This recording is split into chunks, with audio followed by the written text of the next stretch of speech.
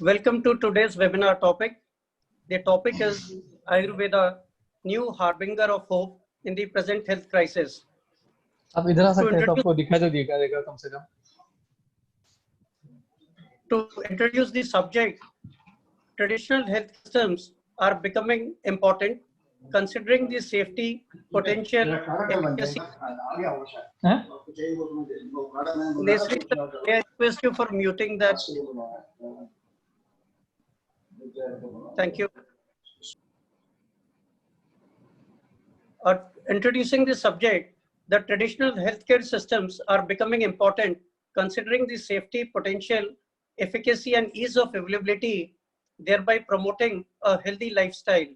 In India, Ayurveda, Yoga, Naturopathy, Unani, Siddha, and Homeopathy, abbreviated as Ayush, apart from the modern medicines, are made available to the citizens for upkeep of their well-being. We all need to agree that the citizens have to be made an active partner in the crusade and make them fully aware on the safety, efficacy, and quality care that the traditional healthcare systems extends to all of its citizens. Quality systems are the need of the hour. As we are now amply experiencing, COVID-19 pandemic has caused immense disruption to our social and working lives. Till such time that we come up with a solution, for example, a vaccine, the only way to keep ourselves safe is through physical distancing. However, the other thing that we could rely on to uptake of a healthy lifestyle, including to opt for yoga and consider the ASHU healthcare system that will help in boosting the immunity of the masses in the current challenging times. In order to boost the ecosystem of traditional healthcare system, it is important to understand the concept of quality and the contribution of the Quality Council of India towards assisting the mission of Ayush in whatever possible manner QCI could. QCI is an autonomous organization which is set up as the national accreditation body of the country. Chairman of the Quality Council of India is Mr. Adil Zainul Bhai, who is directly appointed by the Honorable Prime Minister. The Chief Executive, which is the Secretary General, is Dr. R.P. Singh, under whose dynamic leadership QCI has made to newer heights. QCI gets nominated by various central ministries, departments, and state governments for the various projects where either quality is introduced or the quality is taken up to few more notches. Quality Council of India is structured as into accreditation boards and the project divisions. If I name the boards are the National Accreditation Board for Certification Bodies called NABCB. We have the National Accreditation Board for Education and Training, which is NABET. We have the National Accreditation Board for Hospitals and Healthcare Providers, NABH. We have a very eloquent speaker from there. We have also with us the National Accreditation Board for Testing and Calibration Laboratories, NABL. It's the Quality Promotion Wing, which is the National Board for Quality Promotion, which is essentially engaged in activities aimed at enhancement of quality awareness among key sectors. This particular webinar is something which has been hosted by them. Facilitation on improvement of quality of products, services, and processes, and recognizing that best practices on quality through various platforms is one of the key activities that the board dispense. Apart from this, we have 3 special projects group. One is the Project Planning and Implementation Division called PPID, where we have lots of young professionals who are agile and do huge projects within a very less period of time with great accuracy. We have a wing called the Project Analysis and Documentation Division wing, which works to make a lot of confirmatory assessment schemes to induce quality in various sectors. And then we have the Z division, which is the Zero Defect and Zero Effect division, which aims towards the helping the government with the Make in India program. Now, QCI has been engaged with the Ministry of Ayush as early as 2006, when then it was a department.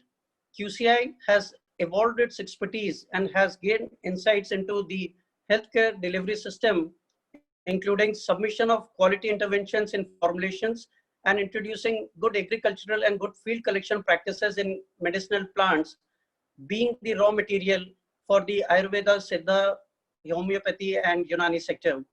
We all would agree that a quality product or a formulations, when consumed through a prescription by a person who needs healthcare, it will result in effective relief and would also reinforce confidence in the traditional healthcare system if the formulations are high on quality. Quality Council of India schemes focuses on the use of quality raw material and the formulations through two important schemes, which are the voluntary certification scheme on medicinal plant produce and the Ayush Mark. The wide acceptance of our Ayush Mark scheme, which is owned by the Ministry of Ayush and implemented by QCI, has over 4,500 products which carry the Ayush Mark scheme. It bears the testimony to the trust it lends to the global buyers in terms of quality of formulations coming from the Indian manufacturers. In harmony with this, QCI and FRLHT have come out with a voluntary scheme for traditional community healthcare providers, which offers a uniform and standardized assessment framework of these community health practitioners who manage various streams of health services. This is based on their traditional knowledge, experience, and expertise. The TCHP or the traditional health practitioners hold the potential to aid in laying down strong risk management strategies within India's health policy landscape to deal with epidemics at the very grassroots level. I would also want to reiterate the role of one of our boards, as I mentioned to you earlier, the NABH, which has drafted the Ayush entry-level standards in collaboration with the Ministry of Ayush. The objective of this initiative is bringing standardization and which is uniform and also provides a criteria for empanelment by health insurance company. We have one of the speakers, Dr. Gayatri Mahindru, as a panelist who will explain about this in greater detail and will be with us to answer the questions that are being posed by the participants. Now, I would like to talk about the esteemed panelists that we have, and the order I introduce you, the panelists, is the order while they will take their submissions. Of course, the submissions will be in dual language. Somebody would speak in English, somebody would in Hindi, and we would have a mix so that all the audience would be benefited. I would be starting by talking about Dr. Manoj Nesri. He is the advisor with the he is advisor Ayurveda with the Ministry of Ayush, Government of India. Dr. Manoj Nesri has 20 years standing experience in the profession as Ayurveda clinician, during which he has developed expertise in Ayurvedic management of pain-dominant conditions, example, spinal degenerative diseases. His contribution towards development of Ayush sector has been varied in areas such as policy and planning, being in the ministry, for matters pertaining to Ayurveda education, practices and research, capacity building of stakeholders, development of new courses, regulations, research plans, various schemes for promoting different sectors in Ayush. He also has been a great guide and mentor for the Quality Council of India in whatever initiatives we take in Ayush. Thank you, sir, for accepting and being part of the panel. Now, it is my pleasure to introduce Padma Bhushan Vaidya Devendra Trigunaji, who is an Indian Ayurvedic physician known for his expertise in pulse diagnosis. He is a former honorary physician to the President of India and the incumbent president of the Association of Manufacturers of Ayurvedic Medicines, AMAM, and the All India Ayurvedic Congress. The Government of India awarded him the 4th highest civilian award, the Padma Shri, in 1999, and followed it up a decade later with the 3rd highest honor of the Padma Bhushan in 2009. Namaste and thank you, sir, for being a part of the panel. Now we have with us Dr. Deepika Gunwant. She has received her graduate degree from Calcutta University, India in 1985, and thereafter her degree of MD in Ayurveda in 1990 from the same university. She has a rich and wide experience of almost 3 decades, ranging from clinical research, teaching, operations, marketing, and regulatory aspects. She worked for Dabur for nearly 5 years in her first stint. She worked as a consultant with Ayush from July 2009 to December 2010. From April 2010 to October 2015, worked with Max Ventures, Max Healthcare, and Ventreats as Medical Director in Integrative Health and Wellbeing. She is an expert with QCI and a senior assessor with NABCB on the various projects that they accredit. Presently, she is a senior consultant Ayurveda at Max Healthcare. She had been in UK and has a lot of international articles to her credit. She has also co-authored a book, Complete Illustrated Guide to Ayurveda. She is a founder president of the British Association of Accredited Ayurvedic Practitioners in the UK and the founder member of Central Italian Institute of Oriental Medicine, SISMO. She was awarded with Panchacharya in 2008 by the Ayurveda Mahasammelan for her valuable contribution in promotions of Ayurveda globally. Now, the last speaker in the panel is our own Dr. Gayatri Mahindru. She is a senior director with the NABH. She is associated with QCI NABH for almost a decade now. She is a qualified surgeon and also has worked as hospital director and medical superintendent before joining NABH. I welcome you all, and I would like to give the floor to Dr. Nesri sir for his deliberations. Thank you.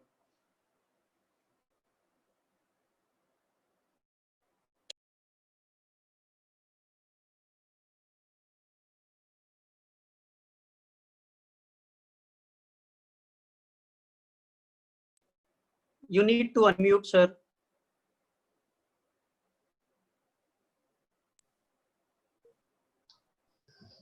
Yeah, so thank you, Dr. Manish Pandey, for the nice introduction and elaborate introduction of all the speakers. And I'm also thankful to the QCI, and I also appreciate this initiative on organizing this webinar on this Ayush and Ayurveda, how actually we can mitigate and how we can combat Corona through these systems. When we are talking about the Ayush and Ayurveda, both the things, because Ayurveda or Unani or Siddha, all the systems, so we can understand that there is a lot of similarity in between these systems, especially when we talk about the Indian system of medicine. And there is almost 90% of the principles, they are identical. The medicinal plants which are used, they are very much identical. There is little difference between the nomenclature depending upon the language in which it is used. Otherwise, it is by and large, it is the same. Now, in this perspective, when we have the approach to the COVID, and we all know that this Corona is a group of viruses, and in that, this specific new coronavirus, that is SARS-CoV-2, this is a new virus, and in last 3-4 months, since this pandemic actually started, after that there is a lot of research which is going on, and now the scientific community is gradually understanding the various aspects of this coronavirus and the COVID. Because initially when actually it started, it was thought that it is just a fever. Then it was understood that it basically targets the lungs, the respiratory system, and because of the low oxygen, it leads to fatal condition. After that, there was further knowledge which was evolved, that how actually the corona sticks to the acetylcholine ACE inhibitors. So and how actually it sticks to it, and how actually it creates the hypertension and the low oxygen carrying capacity. So these various developments, so these are there, and from that actually we understand that this phenomena of corona, how much accurate, how many dimensions it has. And recently there was a report from the US that it also not only actually leads to the major thrombus, which is leading to the stroke and other thing, but it also causes microembolism, which also leads to the Raynaud's kind of phenomena, where actually the bluish kind of discoloration of the toes. So these are called as COVID toes. So this phenomena, it is ever evolving. But if we see from the Ayurvedic principle, on one side, all the virus or the viral infections or the viral fevers, I would say, majorly they fall under the category of Vata dominant fevers, Vata fevers. And when it is associated with the other symptoms, so it is the Vata Kapha kind of fever, which is the main presentation of the COVID is. But at the same time, only understanding the Vata and Kapha, it is not sufficient. We should also understand the various dhatu involvement into it. And when we talk about the dhatu involvement, the Rakta Dhatu Visheshan is very much important in this when we design our approach or the overall management, including its mitigation. So in that case, this visheshan of Rakta Dhatu, that has to be kept in mind. And then as the disease progress in any or like any other disease, so obviously the Dhatu Gata Avastha is there, and this Dhatu Gata Avastha, it leads to various presentations. Say for example, the Astigat Jwara is there. So when Jwar becomes Astigat, so that time it leads to the Kapato Pujano Dhani, that is the Ronchi is there. That means the involvement of the bronchi and the alveoli, so that is there during that stage. And as these kind of stages they come, so it becomes more severe. And the same actually is presentation which is observed nowadays, that it is mild, this is moderate and severe. So the severe condition is again basically when it is leading to the hypoxia and respiratory distress and so. So this is the overall presentation, and with this presentation we have to approach to corona. And as we know that there is no any formal treatment as such, which is a proven treatment as on today. And with this understanding, the Ministry of Ayush took the initiative, and the Ministry of Ayush issued the advisory. And while developing this advisory, we had consulted all the renowned expert practitioners, the Vaidyas in the country, at the same time the academicians, and with the consent and with the cooperation with everybody all over the country, this guideline was issued. And this guideline is known as the Ayush guideline or the Ayush advisory in proper words. And this advisory is well appreciated. It is extensively being followed by the country. All of you know that this advisory was tweeted by the Honorable Prime Minister. And after that, twice in his address to the nation, he recommended to all the people to follow the Ayush advisory. And this Ayush advisory is not a one medicine. This Ayush advisory is a full package of how actually we can keep ourselves healthy in combating this pandemic of corona. In this, it is very much important to understand and to know, and we are happy to share with you all that the Ministry of Ayush and the Government of India, so we are the first in the entire world to have this approach of mitigation by improving the general immunity of people with the holistic approach of Ayurveda and the Ayush system. So this is the first time actually it has happened in the world, and we proudly say that this stand of what we have taken, which is based on the scientific principles of Ayurveda. So this is very true, and this we can also see today when there is different presentation of corona or the COVID is there in different states. Say for example, yesterday in Kerala there were 666 COVID positive people were there. At the same time in Haryana they are around 1,500, in Punjab they are around 2,000. In Madhya Pradesh also the number is very less. So compared to other nations and compared to other states in India, those states which have followed the Ayush advisory and those which have actually relied upon the Ayurveda and the Ayush systems, so we can say that the overall incidence of corona in those states, it is relatively low. And because of that, we can say that it is because of the overall immunity which is being built up by the Ayush intervention, which is actually which could be actually a cause for why the incidence is very low. And because of and to understand and to prove that this incidence, what is the relation between the Ayush advisory and this low incidence in those states vis-a-vis the high incidence in other states where the Ayush advisory is not being followed. We have now launched a large cohort study. It is the population study, and this population study is basically intended to identify that how many people they are actually following it, and how this advisory is actually benefiting them. Because to give a public intervention is a different thing, and to document this on the large scale is a different thing. And that's why we decided to document it, and we are going to target around 50 lakh people for this response. And there were so many, such a large number, or the huge cohort. So this will be the first kind of study probably in this corona. So this initiative that we have taken on the population side, at the same time, many research activities that the ministry has launched, and we know that there are other institutions also which have launched this research activities. But at the same time, the major initiative that the ministry has taken, and which is a unique thing, not only in India but in the entire world, is that we have very successfully integrated the Ayurveda and the Indian systems of medicine and homeopathy in this prevention, mitigation, as well as the treatment of corona. As we know that this is the pandemic, and the corona pandemic has affected each and every country, though actually it started from China. But now the USA, we know that the incidence is very high. The Brazil, the incidence is going very high. The Russia, the incidence is going very high.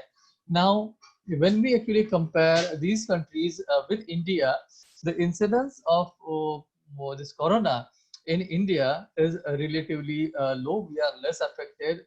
Fortunately, we could have saved ourselves. And it is despite the very high population that we have.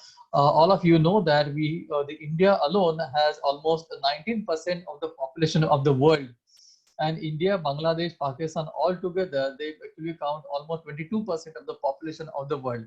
So with this high population of almost 18 to 19%, and not only the population, the density is also very, very high. So though the population in China is also very high, but at the same time, the density of China compared to its area per square kilometer, it is much larger than India. So in that context, the density is very high, and there are very high density pockets are there in India, and there are numerous such kind of pockets are there. So despite of this numerous pockets, and when there are these kind of pockets are there, so they pose a great challenge to for the purpose of keeping the social distance or the physical distance. When we say that we have to maintain the physical distance, 2 gaj ki duri, that means at least 6 feet of distance and it should be maintained.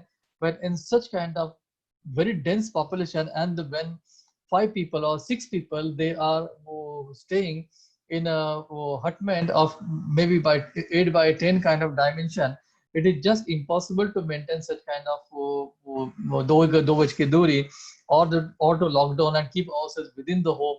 So that may not be possible. So despite of all these difficulties and all these limitations, the incidence is, I would say that it is very, very low if we actually consider that what would have been there had this kind of situation been there in other countries. So this probably is because the Ayush systems, they are actually there in our culture. Knowingly or unknowingly, we are following these Ayush systems.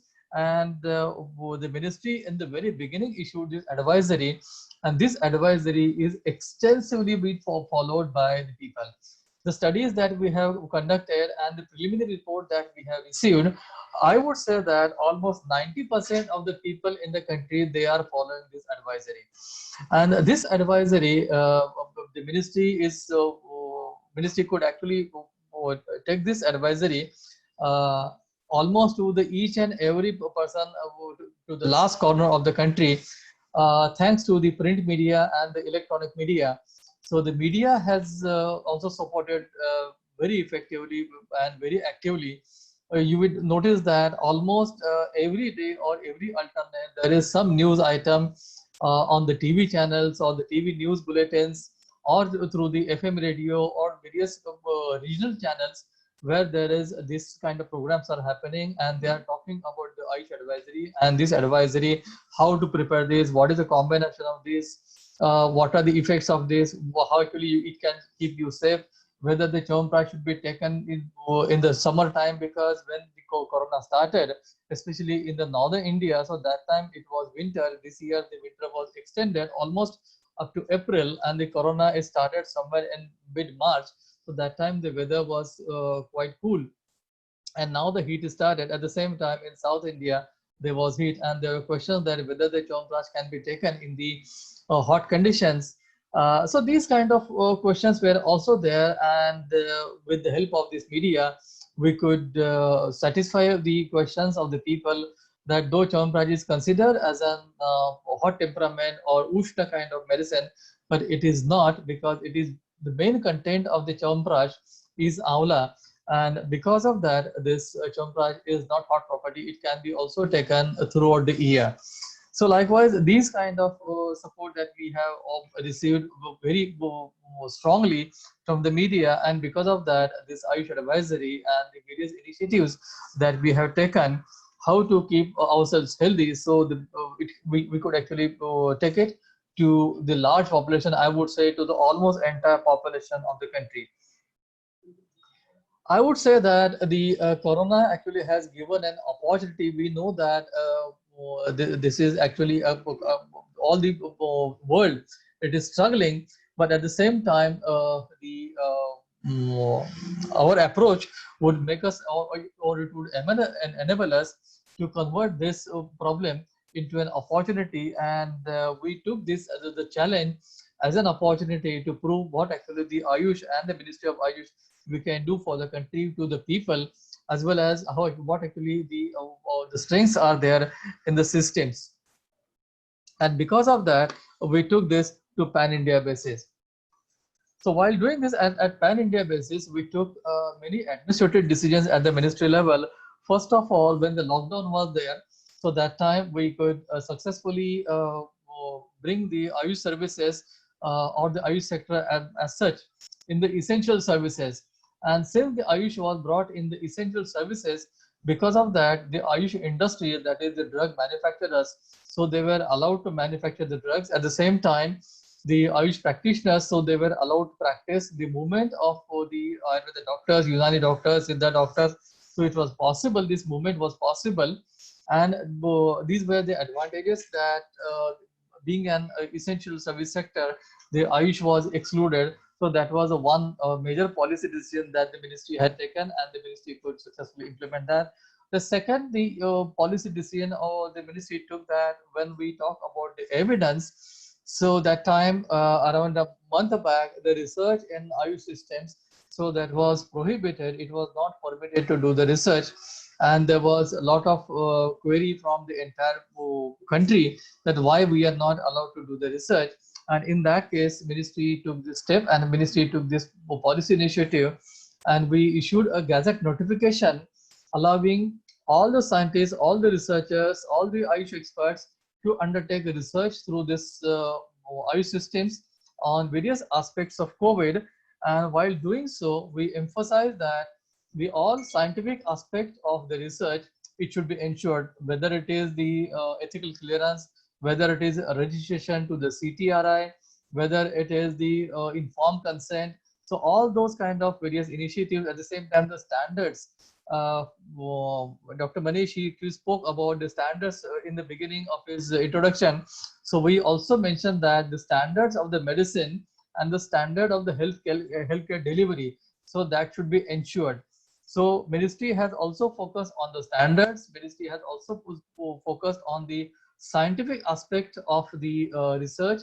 At the same time, we have also focused on how the Ayush system, they can be integrated very well in the public health, so that each and every person, whether he is a millionaire or whether he is a laborer, so for the ministry, each and every person is equal, and with the principle of equality, how everybody they can be benefited out of the Ayush system, out of Ayurveda. At the same time, there was a lot of demand from the various countries for the Ayush system. because when the advisory, the Prime Minister, he tweeted the advisory, there was a lot of curiosity, and we received a lot of requests from all over the world, and we got many calls from our Indian missions regarding this advisory. So we got this advisory translated into 8 different languages, like Arabic, Chinese, Japanese, Spanish, Portuguese, German, and and Chinese also. So these and Russian. So these 8 languages we got this advisory translated, and this advisory was shared with all the Indian missions all over the world. At the same time, all the embassies in New Delhi. So this way, we tried to spread this message to the entire world and not only limited to the country. And as an outcome, we got a lot of demand from the various countries for the medicines, for the doctors, for the advisories, for the further support, for the research. Recently, with the through IMPCL, that is the Indian Medicinal Pharmaceutical Company Limited, which is the Government of India undertaking pharma company. So through IMPCL, we have recently sent a large consignment of Ayurvedic medicines to Mauritius, and likewise we have received this kind of request from various other countries, and the Ministry of External Affairs of the Government of India, so they are quite active. We are also having the collaboration with the WHO, so WHO is also now joining us.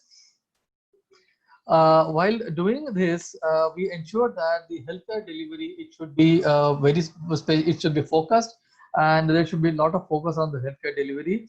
I'm happy to inform you that as on today, 8,32,446 Ayush remote resource, they are already providing services in COVID.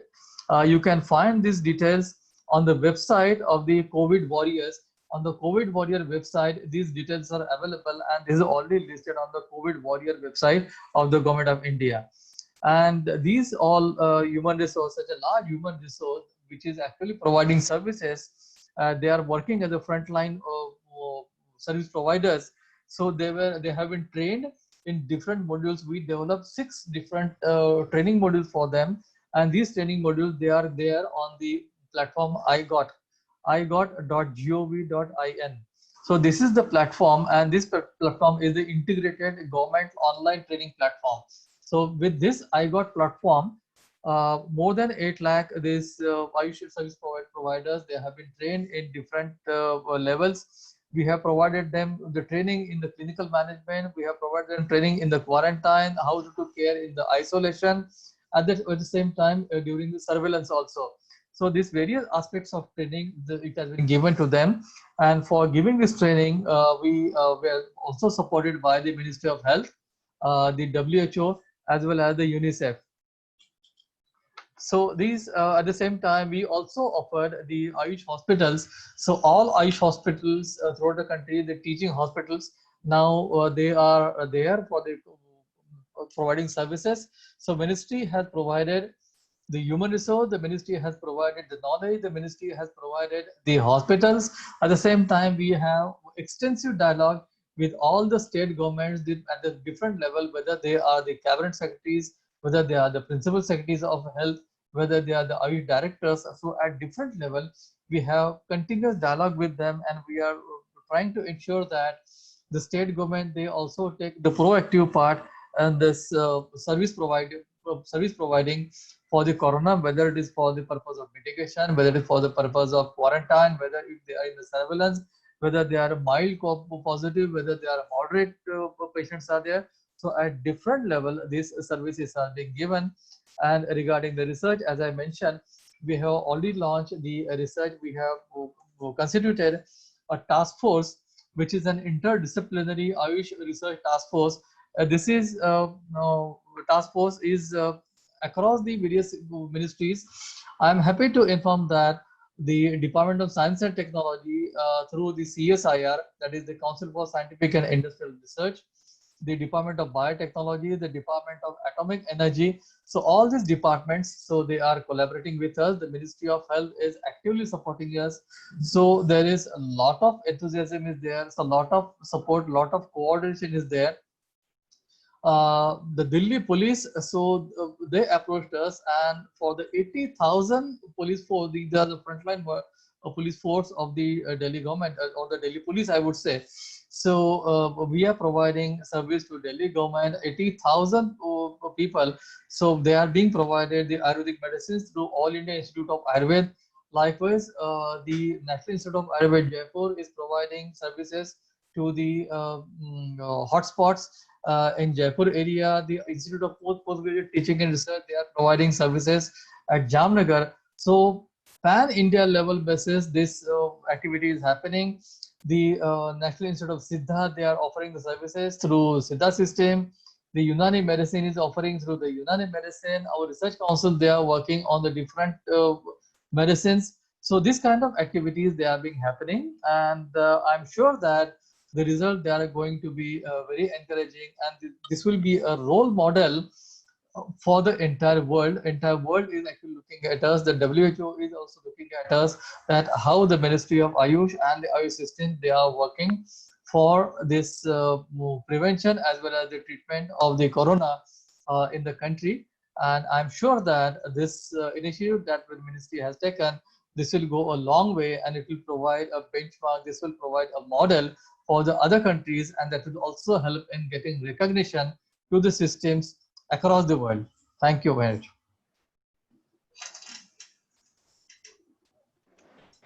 Thank you.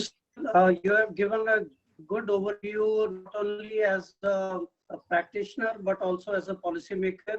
We have been informed about the initiative taken by the ministry, only as a nodal for the Ayush healthcare system, but also looking after the various management issues of the disease and of all the complications that might be arising out of the disease.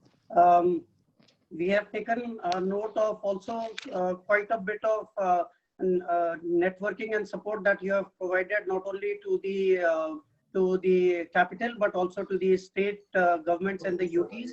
And ultimately, the participants have been benefited by knowing what is current, where they could approach in terms of giving, in terms of networking, and in terms of doing research and training. So thank you so much, sir. With this, I would request the honorable speaker, who would now, give his deliberations in Hindi.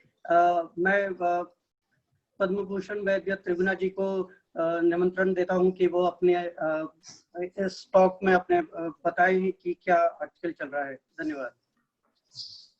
नमस्कार doctor Manish Pandey ji, doctor Swati Gupta ji. Ayurveda का जो ध्येय है, जो विशेष करके जो चरक ने कहा, स्वास्थ्य रक्षणम आतुरस्य विकार प्रश्नम, चरक ने कहा maintain the health of the healthy person और देन ट्रीट द पेशेंट, ये आयुर्वेद का ध्येय है. आज कोविड के व्यू में विशेष करके जब आयुर्वेद का हम देखते हैं, तो इसमें चतुष्पाद कहा चिकित्सा के लिए, पेशेंट, हमारा अटेंडेंट और फिजिशियन, और उसके बाद में फिर चिकित्सा, उसमें जो हमारी औषधि अच्छी हो, हमारा जो हम उसमें जो ड्रग का उसमें प्रोसीजर बताना वो ठीक हो, तब हम चिकित्सा में सफल होते हैं. ये हमारा आयुर्वेद का ध्येय है चिकित्सा की दृष्टि से. लेकिन आज जो विषय है कोविड-19 का, इसमें मैं आयुर्वेद का व्यू बताना चाहूँगा. जैसे अपसर्विक रोग है, ये कम्युनिकेशन डिजीज है, ये पैरानोमिक नेचर है, और आयुर्वेद में इसमें बताया गया और भी पहले ऐसी बीमारियां आती रही हैं. जनपरोधंस, विशेष करके हमने अपने पहले देखा 1994 में प्लेग नाम की बीमारी बहुत हिंदुस्तान में फैली थी. तब प्रधानमंत्री जी थे हमारे नरसिम्हा राव जी, उन्होंने आयुर्वेद के लोगों से, महासम्मेलन से कहा कि आप इस बीमारी में हेल्प करें. तब आयुर्वेद ने तब भी बहुत ज़्यादा इसमें हेल्प की थी, और हमने विशेष करके धूपन सामग्री बनाई थी, और उसमें सारे देश के अंदर धूपन सामग्री का और आयुर्वेद की औषधियों का अपने प्रयोग किया था, जिससे इसमें बहुत फायदा हुआ था. तो मेरा ये कहना है कि हमको इसमें, इस रोग में व्याधि इम्यूनिटी की बहुत कमी होती है, तो हमको इसमें शरीर की इम्यूनिटी बनानी होती है. कफ का संक्रमण काल होता है, और ये जो है, ये जैसे ये जब फैलता है तो ये थ्रोट के थ्रू, नेजल के थ्रू जो इसमें फैलता है, तो ये कॉज इसका है, सब हम जानते हैं कि जैसे ये है अपना सार्स फैमिली है, पहले H1N1 हुआ या सार्स हुआ, ये सारी बीमारियां पहले आई, लेकिन अब ये जिस रूप में आया है, ये बहुत एक तरह से जैसे कहते हैं भयानक हो गया. हालांकि अच्छी बात यह है कि भारत में ये बहुत तेजी से नहीं फैला जिस प्रकार की अमेरिका यूरोप में फैला है, तो हम उसको, लेकिन हमको इसके साथ लड़ना है, हमको हर एक को बताना है कि हमको इसको किस प्रकार ठीक करें।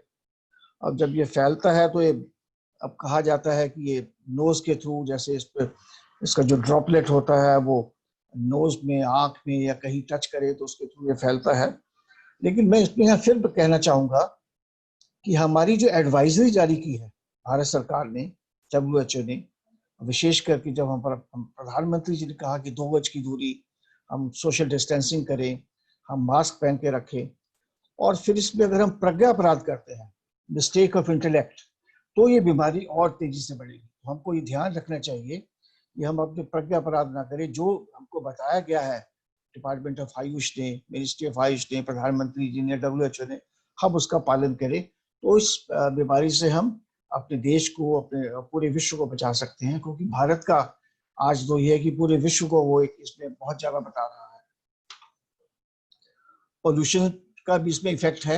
हमने देखा है कि इसमें इन्फेक्टेड एनिमल से रोग आया, जैसे वुहान से बताया गया, लेकिन आयुर्वेद के मुताबिक इसे त्रिलोकशक है। ये कफ में, कफ रोग से भी बढ़ता है, फिर इसमें वात की भी वृद्धि होती है, फिर अगर जब ज्यादा बढ़ता है तो पित्त में भी बढ़ता है, तो ये सन्निपातज भी हो जाता है, त्रिदोषक भी है ये। तो मेरा अपना मानना है कि जब ये इसमें इसको रस और रक्त के अंदर जब ये बढ़ता है तो उसके बाद में इसको अन्नवाश होता है, इसमें भी इसमें इफेक्ट हो जाते हैं। जब इसकी पहली स्टेज होती है तो इसमें इसका संचय होता है, अकोमोडेशन होती है इसमें वायरस की, नेजल के थ्रू आ रहा, फिर श्वास प्रणाली में, रेस्पिरेटरी अटैक में चली जाती है। फिर जब इसका प्रकोप होता है तो इसका जो हमारा वात दोष इसमें फिर हमारा इफेक्टेड हो जाता है, और जब प्रसार होगा तो रेस्पिरेटरी ट्रैक्ट में भी इसका बढ़ जाता है। और इसका इंक्यूबेशन जो पीरियड हमने देखा गया चिकित्सा में, 2 दिन 3 दिन से लेके 2 हफ्ते के बीच में इसका पीरियड जो है वो पता लग जाता है। स्टेजेस हैं इसकी, जो लीड्स टू, जैसे प्राणवायु स्रोत में भी कफ इसमें प्रोडोमिनेंट होता है, तो एक्यूट रेस्पिरेटरी डिजीज में हो जाती है, और जब वात इसमें मिलता है तो फिर इसका कार्डियक अरेस्ट भी हो जाता है। जब पित्त इसके साथ इफेक्टेड होता है तो इसमें सन्निपातों के मल्टीपल ऑर्गन्स जो है हमारे वो भी इफेक्ट होते हैं। तो इस प्रकार फिर इसका काफी तेजी से फिर बढ़ता है। तो मेरा अपना ये मानना है, ये उसके सिम्टम्स जो होते हैं, पहले तो हमको सिम्टम्स देखें इसके, जैसे ड्राई कफ है, हमारा इसमें गला शुष्क हो जाता है, बुखार आता है, हेडेक है, चिल्स आते हैं, लॉस ऑफ स्मेल हो जाता है, टेस्ट उसका ठीक नहीं रहता, डायरिया भी हो जाता है, वॉमिटिंग होती है। ये सारे सिम्टोमेटिक जो हम देखने में आते हैं। अब हम इसमें आएंगे, इसकी आयुर्वेद के थ्रू हम मैनेजमेंट करें चिकित्सक के नाते। ज्यादातर हम जो देख रहे हैं कि 80% से भी ज्यादा ये जो केसेस हैं ये बहुत एसिम्प्टोमेटिक हैं या बिल्कुल जल्दी ठीक हो जाते हैं। लेकिन 15% जो केस हमने देखे हैं उसमें विशेष करके लोग जो है उसको जरूरत पड़ती है कि उसको हम जल्दी से जल्दी उसको कुछ ट्रीटमेंट दें उसको। और 5% जो केसेस होते हैं वो काफी एक्यूट हो जाते हैं, क्रिटिकल हो जाते हैं, उसमें चिकित्सा की भी जो बहुत ज्यादा जरूरत पड़ती है। फिर हमको आयुर्वेद के मुताबिक इसमें होलिस्टिक अप्रोच भी लेनी चाहिए। जैसे आहार है, हमको इसमें अच्छा आहार लें, बहुत सिंपल आहार लें, भारी खाना ना खाएं, ऐसी चीजें जैसे खांसी हो, कफ हो, छाती रुके, ऐसी चीजें ना खाएं, ठंडा पानी ना पिए, गर्म पानी, उष्ण जल का प्रयोग करें। और इसमें विशेष करके जो फिर उसके बाद निद्रा अच्छी हो, हमको 7 से 8 घंटे इसमें नींद पूरी लेनी चाहिए। निद्रा अच्छी होगी, हमारा आहार अच्छा होगा, और उसके बाद भी हमको शरीर का ओज बढ़ाना है। ओजस जो बूस्टर है ना हमारा, हमको शरीर की इम्यूनिटी बढ़ानी है, उससे हमारी शरीर की क्षमता बहुत अच्छी होती है। और शरीर की क्षमता कैसे बढ़ेगी? हमारी जो रसायन चिकित्सा है, जहाँ मैं तो ये कहूंगा कि हमको अपना सुबह जो है वो च्यवनप्राश या ब्रह्म रसायन से शुरू करें, और रात को सोते वक्त हम दूध के साथ हल्दी लें, तो इससे हमारे शरीर की इम्यूनिटी भी बनेगी, हमारी शरीर की क्षमता बनेगी, और हमको ये हर आदमी को, व्यक्ति को इसमें लेना चाहिए। और ट्रीटमेंट इसमें ग्रुप भी है, जैसे क्वारंटीन, ऐसे लोग हैं जो उनको हम घर में, पहले तो ऐसे लोग हैं जिनको कि घर में क्वारंटीन करना है, उनको हम एडवाइजरी दे सकते हैं कि आपको किस प्रकार की क्या क्या चीजें खानी है। फिर जिन लोगों को जनरल हेल्थ वर्कर्स हैं, जो जैसे पुलिस वाले हैं, मीडिया है, सैनिटाइजेशन वाले हैं, उनको हमको विशेष करके टारगेट करना है कि उनको हमको ज्यादा रसायन चीजें दी, जैसे हमारे डिपार्टमेंट ऑफ आयुष ने दिल्ली के 80,000 पुलिस वालों को, डॉक्टर मेसरी जी ने भी बताया कि हम उनको पूरी आयुष का पूरी किट दी हुई है। उसमें च्यवनप्राश है, हमारा आयुष का काढ़ा है, हमारा तेल है, अणु तेल है जो नाक में डालते हैं, और चाय है, हर्बल टी है, वो सब दे रहे हैं, संशमनी वटी है। इन सब चीजों का उपयोग कर रहे हैं जिससे कि शरीर की इम्यूनिटी बढ़ रही है। और मैं यहाँ ये भी विशेष करके कहना चाहूंगा कि हमको जब शरीर की क्षमता बनेगी तो हम इस रोग से लड़ पाएंगे।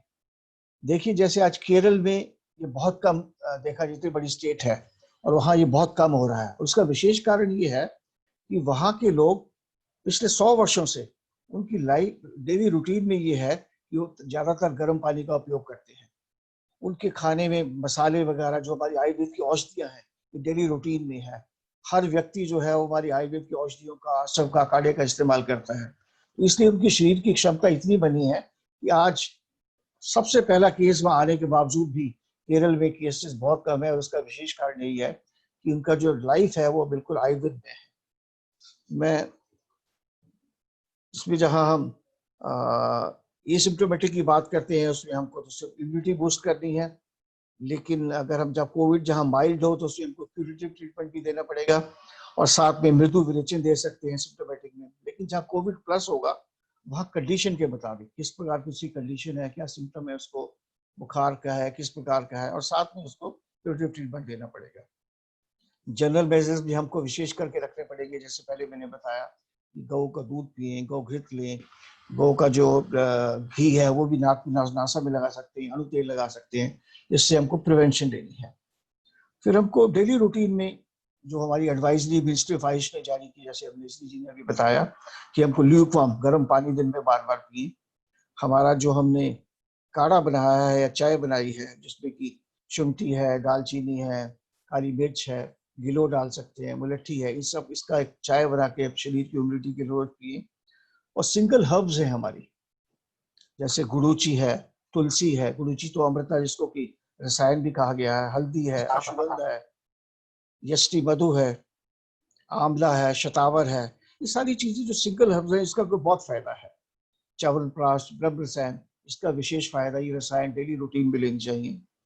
और गुड़ूची घनवटी या संशमन वटी, इसका उपयोग हम रोज करें। आयु 64 जो एक मलेरिया की दवाई थी, जिसको कि प्रूवन दवाई है, जिसको कि अब रिसर्च के लिए भारत सरकार ने लिया है, इसमें विशेष करके 3-4 चीजें हैं, तो उसका इस्तेमाल भी हम करें। मैं तो ये कहूँगा कि जब हम क्लोरोक्विनीन ले सकते हैं, जो कि पूरे विश्व में इस बीमारी के लिए दे रहे हैं, तो हमको आयु 64 का इस्तेमाल करना चाहिए, जिसके साइड इफेक्ट्स भी नहीं के बराबर है या नहीं है, और टोटल हर्बल दवाई है। इसमें भी पहले भी रिसर्च हुई जिसका फायदा हुआ मलेरिया वायरस के लिए और उसके लिए। तो इन सब चीजों के साथ हमको बहुत फायदा है। मैं एक चीज यहाँ और ऐड करना चाहूंगा, हम नस्से भी ले, गंडूश भी ले, लेकिन जैसे मैंने पहले कहा था कि जब प्लेग फैला था तो ये बीमारी जब सूरत से शुरू हुई, सारे देश में काफी जगह फैली थी। हमारा ये मानना है कि जब ये इसका ड्रॉपलेट जो है जाता है तो ये कुछ देर हवा में भी रहता, हो सकता है कुछ सेकंड्स रहे या हो सकता है आधा मिनट रहे।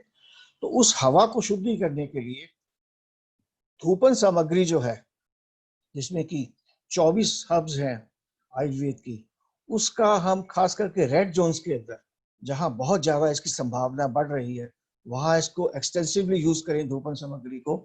घर घर में, हर घर में, व्यक्ति में इसका पूरा, हमारे घरों में इसका जैसे हवन की तरह हम प्रयोग करते हैं, उसी प्रकार इसको धूपन सामग्री का सारे देश के अंदर इसको बांटा जाए, ताकि इस बीमारी को हम जल्दी से, जो तेजी से बढ़ रही है, उसका हम प्रकोप रोक पाएंगे। और जो औषधियां हैं वो तो बहुत सारी औषधियां हैं, वो तो चिकित्सक की सलाह से, लक्ष्मी विलास रस है, भोजवादीज क्वाथ है, सितोपलादी है, गोषधि वटी है, समीर पन्नग रस है, ऐसी औषधियां हैं जिसका कि हम उपयोग कर सकते हैं चिकित्सक की सलाह से। लेकिन आयुर्वेद से हमको चिकित्सक के नाते और विभाग ने जो कहा है हम उसको माने। प्रधानमंत्री जी ने जो कहा कि 2 गज की दूरी और हमको सोशल डिस्टेंसिंग करनी है, हम घर से जब निकले तो मास्क डाल के निकले, और बच्चों को और विशेष करके जो वृद्ध व्यक्ति हैं 65 या 70 साल से ऊपर हैं, वो इसका विशेष ध्यान रखें, उनकी शरीर की इम्यूनिटी बने, ताकि हम इस बीमारी से लड़ पाए। और अब ये हो सकता है बीमारी ये लंबी चले, हो सकता है 6 महीने चले, हो सकता है साल चले, जैसे बताया जा रहा है, हो सकता है इसका प्रकोप मई या जून में और बढ़ सकता है, तो हम उसको इसका और विशेष ध्यान रखना है। और विशेष ध्यान रखने के लिए हमको एक ही मेन कारण है कि शरीर की हमको इम्यूनिटी बनानी है और सोशल डिस्टेंस रखना। इम्यूनिटी बनाने के लिए जो चीज़ हमने रसायन बताई है, जो सिंगल हर्ब्स बताई हैं, इससे अच्छा और कोई औषधि पूरे विश्व में हो नहीं सकती। तो मेरा ये अपना मानना है कि डिपार्टमेंट ऑफ आयुष ने जो रिसर्च के एंगल से प्रधानमंत्री जी ने जो हमको आदेश दिया, इनिशिएटिव दिया कि उस पर रिसर्च भी हो रही है, डिपार्टमेंट ऑफ आयुष विशेष करके हमारे मिनिस्टर श्रीपद नायक जी और हमारे सेक्रेटरी वैद्य राजेश कोटेचा जी ने जो हमको बिल के सारा प्रयास कर रहे हैं, आज पूरा विभाग और पूरा देश, उससे हम सफल होंगे इस बीमारी से लड़ने के लिए। और हम हर इस बीमारी से जितना प्रकोप बढ़ रहा है, ना कि हम अपने देश के लिए, पूरे विश्व को हम बताया है, हमने जो एडवाइजरी दी है और उसको पूरी दुनिया के लोग मान रहे हैं। हमारे पास विश्व से बहुत लोगों के फोन आ रहे हैं, डॉक्टर्स के और अनेक लोगों के, वो पूछ रहे हैं कि एडवाइजरी में हमको काढ़ा कैसा मिले, और उन लोगों को मिल भी रहा। और ऐसी चीजें बताई हैं जो उन्हीं के देश में ये सारी चीजें मिल भी सकती हैं, विशेष करके जो काढ़े की बात है या विशेष करके जो सिंगल हर्ब्स हैं उन देशों में भी मिल रही है। तो मैं विशेष करके क्यूसे को विशेष धन्यवाद दूंगा, डॉक्टर श्रुति गुप्ता जी को और मनीष पांडे जी को, जिन्होंने कि इनिशिएटिव लिया और इस माध्यम से हम पूरे देश को, पूरे विश्व को बता रहे हैं कि किस प्रकार इस बीमारी से हमको लड़ना है, हमको डरना नहीं है और हम सब मिलकर प्रयास करेंगे। ऐसा मेरा अपना मानना है और इन शब्दों के साथ मैं आपका विशेष धन्यवादी हूँ। नमस्कार।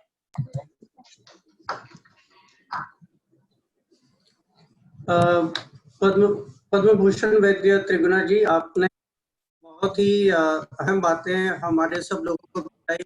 ये भी बताया है कि ये बीमारी का इलाज जो हम लोग यहाँ पे कह रहे हैं वो विश्व में सब लोग जानना चाहते हैं, बहुत मांग है काढ़ा और उसकी, और कई न्यूज़पेपर रिपोर्ट्स में हमने देखा है कि हमने यहाँ से उस चीज का वितरण किया है। तो ये जो आपने बताया है एज अ प्रैक्टिशनर, और आप इतने सालों से इसके अपने पूरे शास्त्र को अच्छी तरह से समझा है, हमारे श्रोताओं के साथ शेयर करने के लिए आपका बहुत बहुत धन्यवाद। हमारे पास ढेर सारे प्रश्न हैं नेस्त्री सर के लिए और आपके लिए। आप थोड़ा समय हमें दें, हमारे दो पैनलिस्ट बचे हैं और उसके बाद फिर हम चाहते हैं कि आप थोड़ा उनके प्रश्नों का निवारण करें। धन्यवाद आपका बहुत बहुत। नमस्कार। मैं इसी के साथ I would request doctor Deepika Gunwant to kindly present her presentation, and I would request her to kindly upload her presentation for the benefit of speakers. Dr. Deepika, please. Namaskar, and thank you, Manish, and thank you, NBQP, for arranging this webinar. Very challenging and tough times for all of us. The world had never envisioned that we would be facing this global pandemic. And we as a global community need to move on. So therefore, we need to find ways and means that would help us to protect ourselves and also to protect us from and to keep us away from this infection. As we stand today, and I'm saying as we stand today, we do not have any approved drug or medicine available for this particular health crisis. And therefore, we should look at alternate things, because everything is based on empirical evidence right now. Whatever is being used in various hospitals and everywhere else is based on empirical evidence. And if I understand well, and having practiced Ayurveda for nearly 3.5 decades, reasonably good empirical evidence is available, and in support of such measures that I would be discussing, and Devendra ji has already elaborated on a lot of principles and practices and supplements that can be used for COVID-19. So as individuals, we have a responsibility towards not only ourselves, but towards the community. So therefore, we should follow a healthy lifestyle, which will enable us to face these health challenges. Now, before I really get into the Rasayan part and talk about the policy, the principles and the concepts that Ayurveda works on, let's have a quick recap on what actually Ayurveda is. Ayurveda is a Sanskrit word, and it's knowledge concerning maintenance of life. So it's basically a system of medicine from India, but It imparts knowledge regarding maintenance of life. So in brief, it is a way of life. And the emphasis has always been on promotion and protection of health in healthy individuals and treatment of diseases. To understand why we are focusing on health and well-being and how Ayurveda is related to promotion, prevention, and prophylaxis, I really wanted to share these two examples with you. And the first example is about the concept itself. If you look at the chapter 1 in the book of Ayurveda, the textbook of Ayurveda, Charak Samhita, the chapter 1 in the first section itself is called the quest for longevity. Now, quest for longevity means that you will perform certain practices, you will use certain herbs, certain drugs, certain lifestyle modifications to give you a healthy life. Swasthasya Swasthya Rakshana. That's what it basically aims at. The second chapter, which I wanted to talk to you about, was on the Chikitsastan, which is the treatment section in Ayurveda,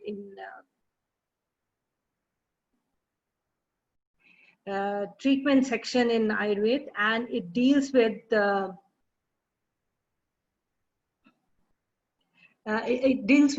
basically the treatment of various diseases. And interestingly, if you would have noted, many of my colleagues, if you are listening or if they have studied and all, would understand this chapter, while dealing with treatment, started off with the first chapter, which is known as the Rasayan chapter.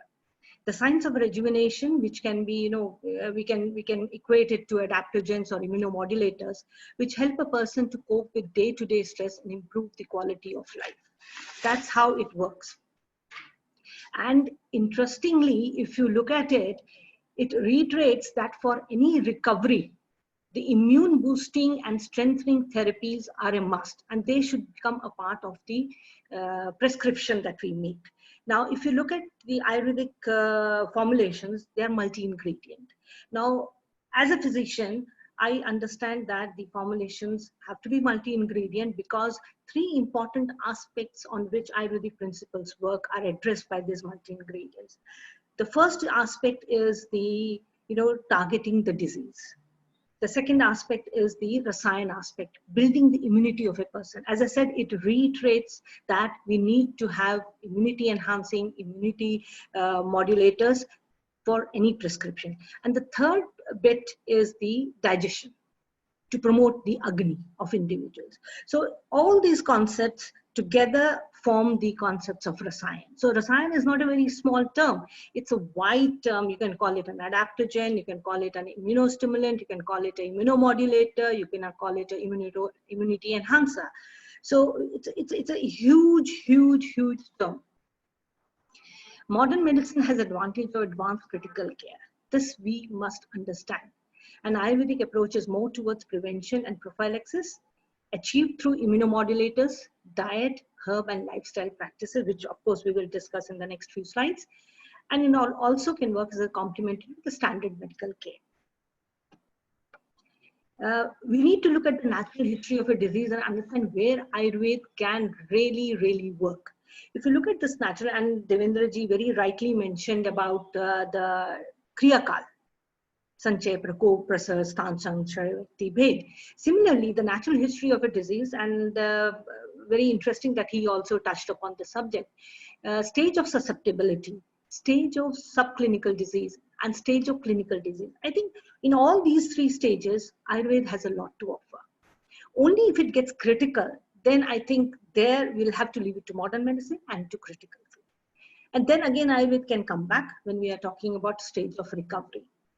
So the environment, the promotion of health by using certain,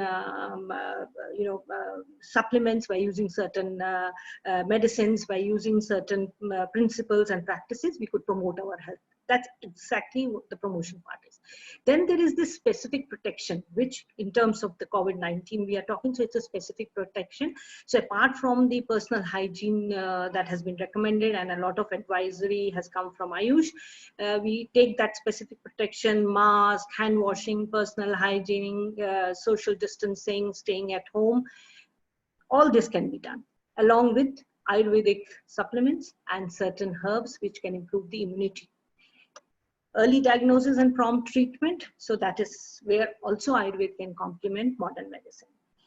When it gets very severe, then I know that critical care has to come in, and there we need to take a back step. Then comes the rehabilitation part. And I'm sure there's a lot that we can do and complement with modern medicine. There are a whole lot of concepts in Ayurveda. Devendraji discussed, Dr. Nesari also discussed. We can talk about them at length, but due to paucity of time, I'll just simply touch upon them. We have Dinacharya, which is the daily regime. So you remain in sync with your daily circadian rhythm. That's very important. Ritucharya, the season, you need to be in sync with the seasonal requirements. Nidan Parivarjan. In Ayurveda, it's a very strong concept, Nidan Parivarjan. And you look at it in COVID also, we are following that.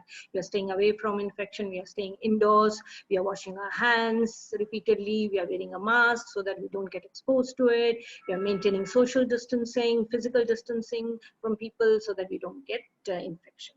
So that's Nidan Parivarjan. Satta Bhajai is mental health.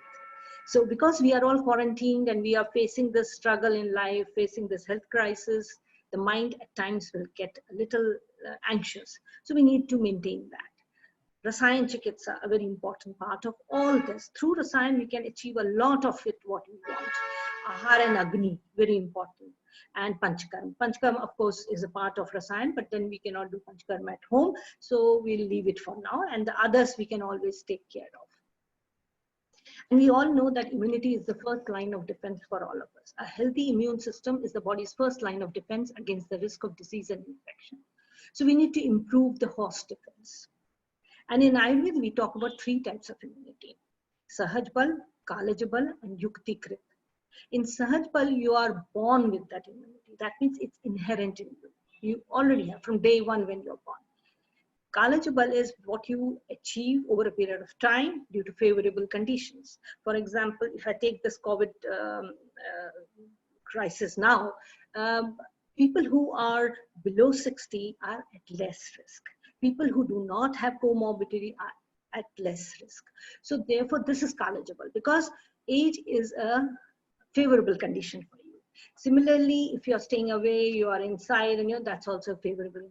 The summer season, some debated that it helps, some say it doesn't, but rise in temperature does help, so it is a favorable seasonal condition for us. Yukti Krita is where you, with rationality, use certain herbs and drugs to improve your immunity. So the concept of Rasayan quite similar to an adaptogen, an immunostimulant, an immunomodulator, antioxidant, and which can be achieved through diet, lifestyle, supplements, practices, and therapies. A whole lot of it. It's not just diet, it's not just lifestyle, it's a whole lot of it. A combination of all this would help us to achieve the Rasayan effects.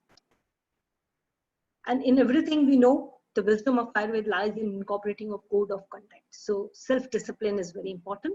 And therefore, for everyone, it has to be a physical and a mental health with happiness, and that's self-discipline. I was quite impressed with this particular concept in Ayurveda. It's an interesting model in Ayurveda, Kuti Praveshik Rasayan. It's a Sanskrit word again, and Kuti means cottage, Praveshik means you enter, and Rasayan is, as I said, adaptogen or immunostimulant or immunity enhancers.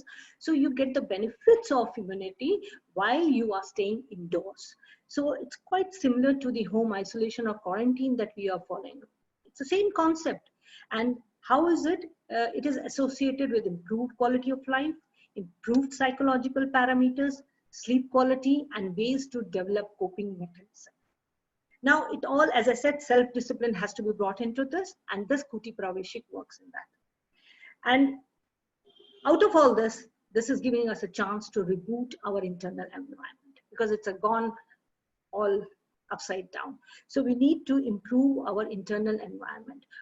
Because when I get patients, many of them say, oh, there is no time to do this, or there is no time to sit with the family.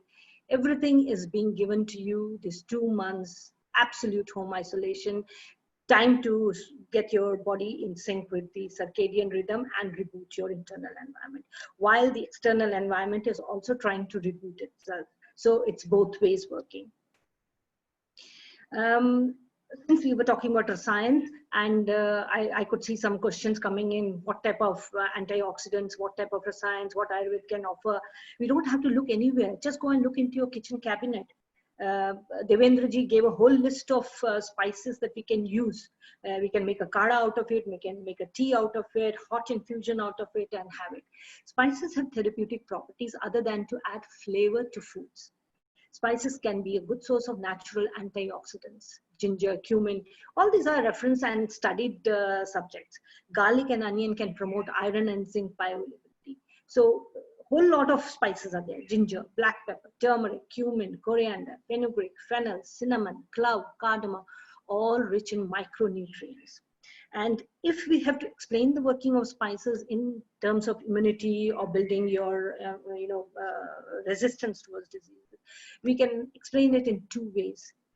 In Ayurveda, we say every disease starts from the stomach. The Agni has to be maintained, digestion. So spices help to promote digestion.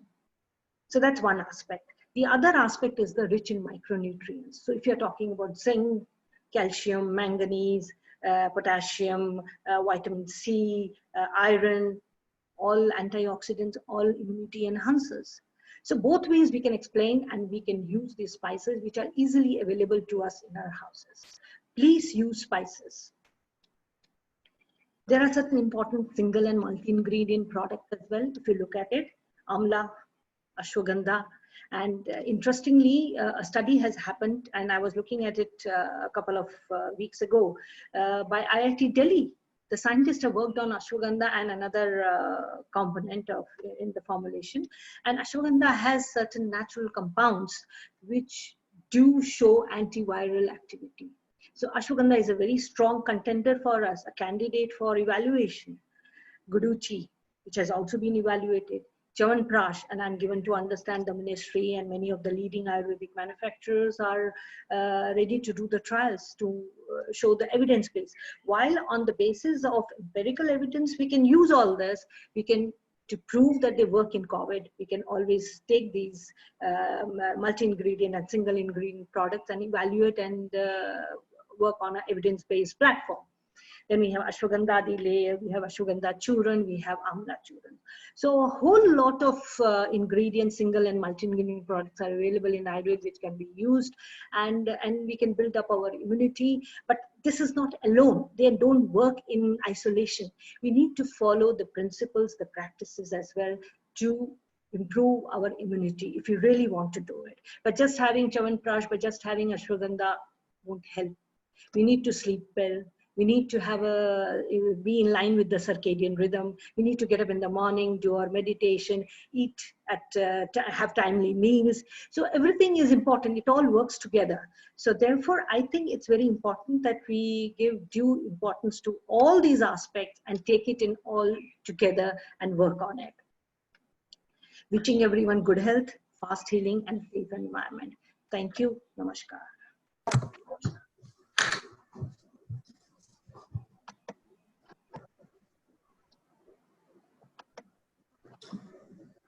Thank you, madam. It was a very nice presentation and holistic one, as Ayurveda is also. So we have heard from you the importance of the body health, the mental health, recuperating yourself and the environment outside is something the current situation is demanding, and we need to adhere to that. You have also spoken about food, value of spices, and how all that integrate into the Ayurveda system of medicine. Also, you have mentioned about, you know, ingredients which are single, which are multi-based and things like that. Also, we understand that there has been a study from IIT Delhi which gives a very scientific, solid base as per the modern science, which, you know, people sometimes question. So we have all that validation also going on, and of course, a lot of peer-reviewed journals speaking about, you know, various properties of these medicinal plants which help the body to recuperate in a faster time without, you know, having scars as we have sometimes in the allopathic medicine systems. Thank you so much, madam. There are quite a bit of questions. As you know, we would request you to be with us for the Q&A. With this, I would request Dr. Gayatri to kindly talk about the most sought after system, which is both for the entry level intervention that Quality Council have done, and she is the pilot behind the entire activity. So may I request Dr. Gayatri Mahindra to please uh, uh, come with the presentation to share her experiences and elements of that particular initiative. Thank you.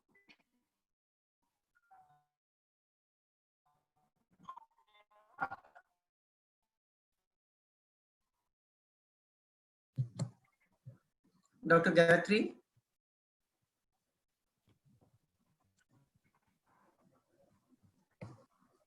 Madam, am I audible? Yes. Okay, can you hear?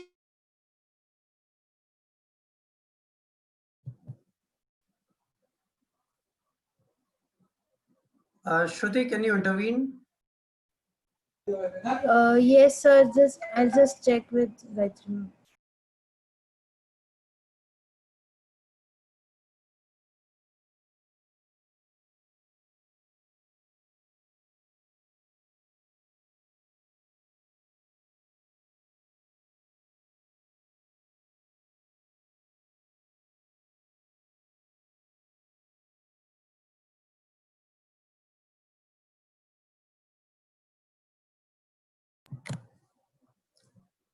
Kindly bear with us for this small glitch. I think so it will be up and running in few moments. She was fine when we tested this. As one of the key speakers, we would request you to please bear with us.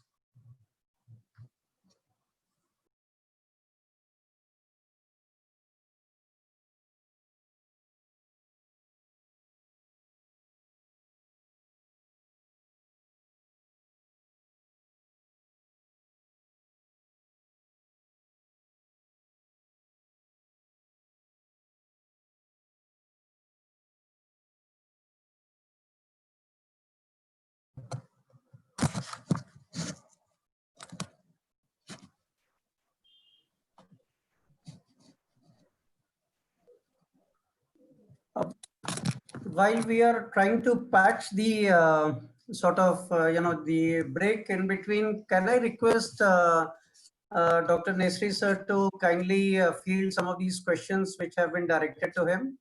Yeah, sure. So would you like to read the questions? I would, sir. I would. Thank you so much. The first question is, what are the contributions of Ayurveda for combating COVID-19? Though you had elaborated, but some people would have joined late and they would want to hear from you. Okay. This is a very broad question. I would summarize what actually I have said. We have taken many policy decisions from the ministry through which Ayurveda and the Ayush system as a whole, so they became the essential services. Earlier, these services were not as a part of the essential services. So that is one thing, which is the major thing that we did. Second thing is the Gazette notification which has been issued, and this Gazette notification enabled all interested people, the scientists, researchers, the doctors, to undertake research through Ayush systems on COVID. So that is the second major thing that we did. We also facilitated for the export of medicines with the help of the Ministry of Commerce, Ministry of External Affairs, the Ministry of Railways, Mr. Piyush Goyal, the Minister for Commerce and Minister of Railways. He took a meeting, he interacted twice with all the stakeholders. Honorable Prime Minister, he interacted with 50 Vaidyas across the country, and that is a major support that we have received from the government from the highest level. I would say that probably for the first time in the history that the Prime Minister interacted on certain issue with 50 Vaidyas. So that is a major, I would say, the boost. And not only that, he then tweeted the advisory, and he recommended, he appealed to the people to follow. He said that you visit the website of the Ministry of Ayush and follow the advisory. So this was a major boost to the system. It actually shows the commitment of the Prime Minister himself and the entire government toward the Ayush sector.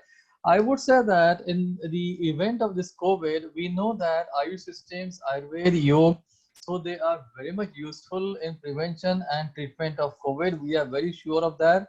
And Vaidji has already mentioned that how actually we can give the treatment. So the treatment protocol that we have already designed, now it is submitted for the approval to the competent authority. Will be coming out with a treatment protocol also that will facilitate the Vaidyas across the country to treat the COVID patients. We offered, it was not a compulsion to the ministry. We suo moto offered that we have so many number of Ayush hospitals, we have so many number of Ayush doctors. And when we say that the mandate which is given to the health ministry, as well as, or rather I would say that the government of India and the India is fortunate enough to have two health ministries. One is the Ministry of Health and Family Welfare, and another is the Ministry of Ayush. So when two ministries are there, and sustainable development goal, so this is the SDG 3. So SDG 3 is the sustainable development goal, which is adopted by all countries, and India is also part of that. And it is mandate for India to comply with the sustainable development goals. And these sustainable development goals, they have further subdivisions. There are almost 12 subdivisions, and in that the infectious and epidemics is one of that. So when we are committed, when actually we had given the mandate, it was the duty of the ministry, and we proactively did it. We offered our services, and we started actually because the prevention is the strength of Ayush, and unfortunately it was neglected so far. Everybody thought that there is more actually lucrative treatment, but now in this particular pandemic, we actually demonstrated the strength of what is mean by prevention. And the general doctor, I would say, in simple words, that everybody looks for the business, whether he is a doctor, whether it is an industry. But then nobody thought that there could be business in the prevention also, and we could demonstrate that there is a lot of business in the prevention.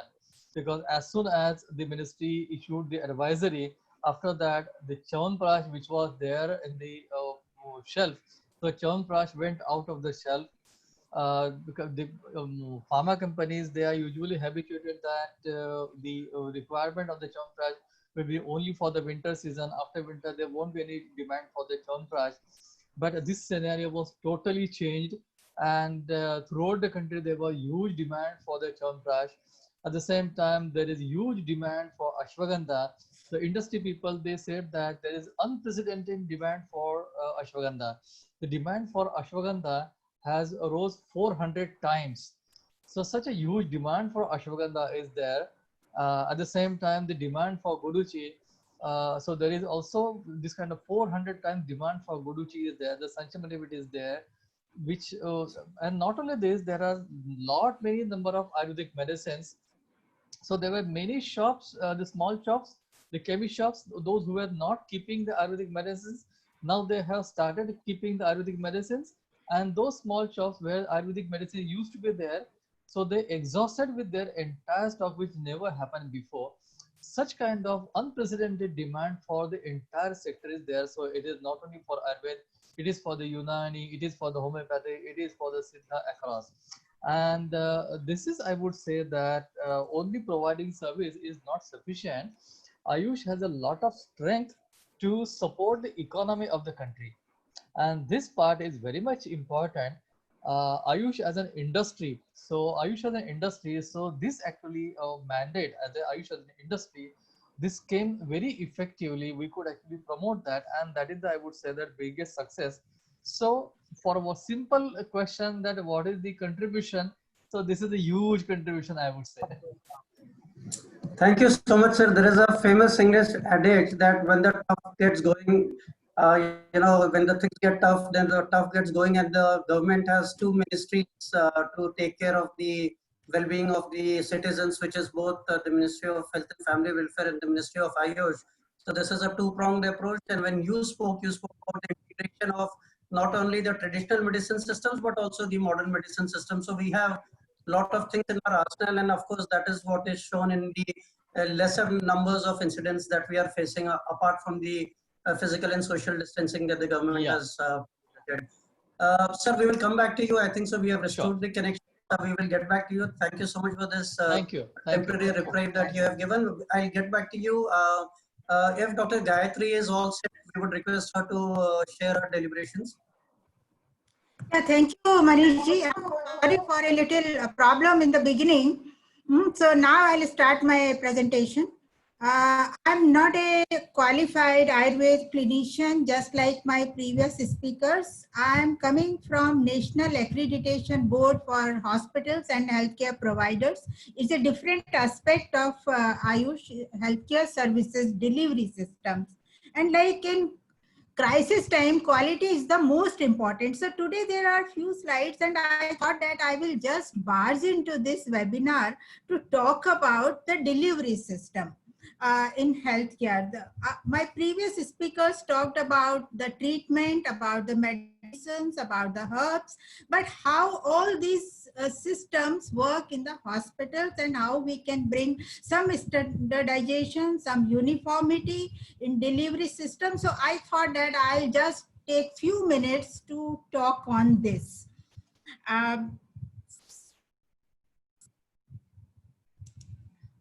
So at the outset, on behalf of the entire QCI, my sincere appreciation to healthcare providers who are at front line, who are fighting with this pandemic with extreme devotion, care and courage. NABH remains committed to all its partners during these testing times. NABH is playing a very important role at the national level in propagation, adoption and adherence to healthcare quality standards in all important spheres of healthcare delivery system. And like they say that work locally, think globally, and be vocal about local. So the NABH standards and our processes, how do we draft the standard, how do we prepare our auditors, how we conduct audits, how we review reports, all are accredited by International Society of Quality in Healthcare, that is called ISQA. That means everything here is at par with any global standards. In healthcare systems, the quality is synonymous with safety. That is freedom from injury, freedom from unintentional harm, freedom from unwanted risk. And safety management is a very important aspect of planning in any quality process. When we talk about quality process, quality is what we can measure. So the outcomes are measured in these systems. There are clinical outcomes like what is the infection rate, how we can, how much medication errors are prevented. Then there are non-clinical outcomes. For example, for fire safety, for equipment calibration, for facility management. So with implementation. Gayatri madam, I'm sorry to interrupt. You should share your screen, please. Thank you. Yeah, so you are not able to see it? You are not madam, you have to take control of the screen. You are not able to see my screen? Okay. Yes, I think so. No issue. Can you hear me? Can you hear? Have to take control.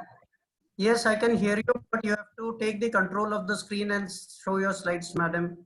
Yeah, so I don't know why this screen is, okay, let me try here. Don't worry, otherwise, Shruti, you take a central control. Yeah, you're on it.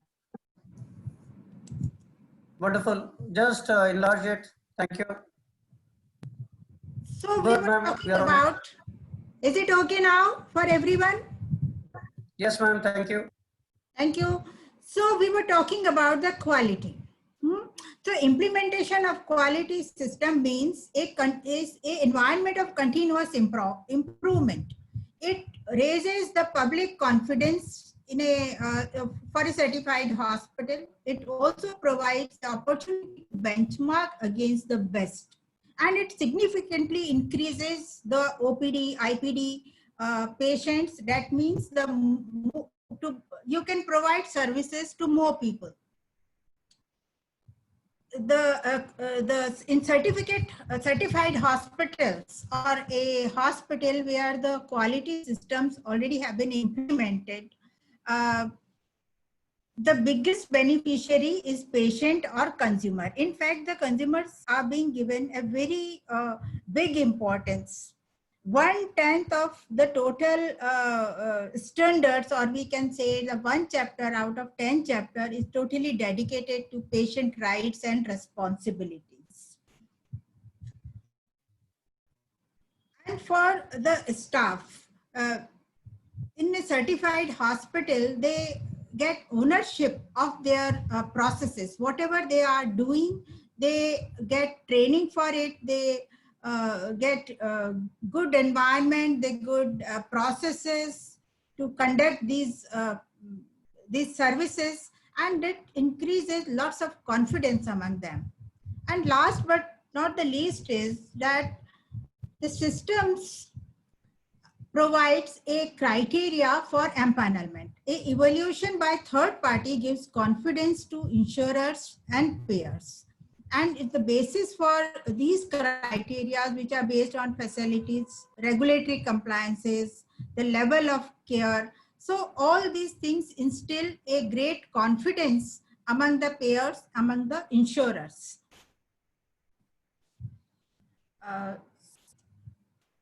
We are into our third cycle of re-accreditation from ISQA. And Insurance Regulatory and Development Authority of India, that is IRDAI, empanels large number of hospitals who can extend the cashless facility to public. This empanelment is based on quality assurance of healthcare organizations and on certain benchmarks defined for their patient safety. For example, their infection control, their trained manpower, the healthcare facilities, the quality of that. So NABH has partnered with IRDAI to carry out certification of such organization for establishing a nationwide ecosystem. So let's see how these standards are formed. Dr. Nesiri has witnessed the whole process, like how these entry-level standards were formed. There were very senior officials from ministry who were involved and collaborated, helped and supported the NABH Ayush Technical Committee. After a large number of meetings, a final draft standards were prepared. These standards were displayed on website of Ministry of Ayush and at the website of NABH for public consultation. This is the requirement for our own accreditation. Like this is displayed, and all comments are invited. If anyone has any comments, feedback, suggestion, they all are considered. So many comments were received from various associations of hospitals, pharmaceuticals, many private practitioners. All these comments were reviewed and incorporated as found suitable by NABH Ayush Technical Committee along with ministry official representative. So you can see how strong these standards are. If you see, the entry-level standards are very small in volume compared to the full accreditation hospitals, which are in very much detail, very elaborated. In entry-level standards are just 1/4 of the accreditation standards. They are very practical, very doable, implementable. Any practitioner who is running their own hospital or a center can implement. I mean, there is nothing which they are not already doing. The only thing is that they have to do it in a systemic manner. They have to document it. They have to train their staff. That's all. And all these standards are displayed at NABH website. They are freely downloadable, accessible. So I would request the participants who are doctors or running their own centers among our participants. They go back and see these standards at NABH website. And if there is anything, they can contact us. I mean, I'm available for question answer right now also. Otherwise, they can write to us at helpdesk or info@nabh.co. So this is all what I wanted to say. I conclude my presentation and wishing you all a good health and safety. Stay safe and stay protected. Thank you very much.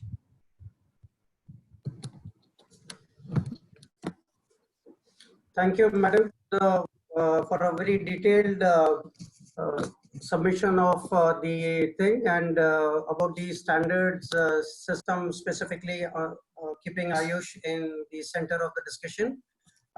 Before I move forward, I would want the question answers round by requesting all the panelists to kindly switch on their videos. I would start from the sequence that that the panelists spoke. So I would request Dr. Nesri sir that we have a couple of questions for you and for Vaidya ji. I would leave it both of you to pick the questions which are being asked by the participants. So so the question once comes is, can we use silver nanoparticles based product formulation for COVID-19 treatment? You would have to tell us whether this would be more on the Ayush, or this is something which is a generic question. I leave it to your wisdom to please respond to that. Well, silver nanoparticle, as per the Drugs and Cosmetic Act, it doesn't fall under the category of any of the Ayush system, neither Ayurveda, nor Unani, nor Siddha, nor homeopathy, nor Savarikpa. So, as per the Drugs and Cosmetic Act, it doesn't fall under the domain of Ayush. If there is sufficient research evidence of the efficacy and moreover the safety, then the matter can be taken up with the DCGI. Right, sir. Thank you, sir. There has been a question, though not related to the current pandemic, but somebody has asked, does Ayurveda treatment helpful in treating the affected peoples in a chemical gas leaking? Maybe the incidents in Vizag, somebody has quoted that and want to understand if there is any relief from Ayurveda on such matters. Yes, a good question, though actually not related with this topic. I would say that Ayurveda is a holistic science, and when I say the holistic science, it is one part is the holistic approach, the another is the various kind of toxicity, how to treat that. So that has already also been given in Ayurvedic text. And as a physician, I had been treating many kind of this poison cases. Whether they are the organophosphorus compound, whether they are something else. So we have been treating these kind of patients.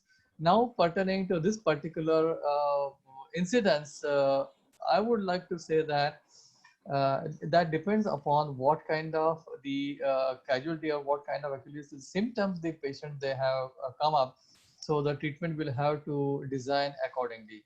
And further, I would like to mention and specify that Ayurveda also has not claimed that everything in the world can be cured. So every system, so Ayurveda has defined that there are 4 categories. One is Sukha Sadhya, that is those which can be cured and treated very easily. Krucha Sadhya, that is which will take little more time, they will take some efforts, it will take some longer time. So that is called as Krucha Sadhya. Yapya means they cannot be cured, at the same time they can be kept under control. Say for example, diabetes, you cannot cure diabetes, but at the same time with the medication you can keep the sugar level under control. So likewise, that is called as yapya, that till you are taking the medicine, the disease will be under control. So you have to be there on the medication. And the pratyakshaya, that is which are totally incurable. So these are the 4 actually different kind of classification which is given by Ayurveda. And we have to see everything from this perspective. And at the same time, not everything can be cured with the only oral medicine. Beyond that, the surgical part is also there, and that's why the Charak Sampradaya, that is the physicians, and the Sushruta Sampradaya, that is the Dhanvantri Sampradaya, they are the surgeons. So that was there in the ancient time also. Thank you, sir. I have two very related questions. You actually gave a very complete answer. So there's one question which talks about, nowadays we talk about comorbidity, which creates a more dangerous situation if a person is having BP and sugar and also contracts COVID. So there is a question related to that. How Yes. does a person should change the food habit, particularly when you are having BP and sugar? And there is another thing which is sort of related.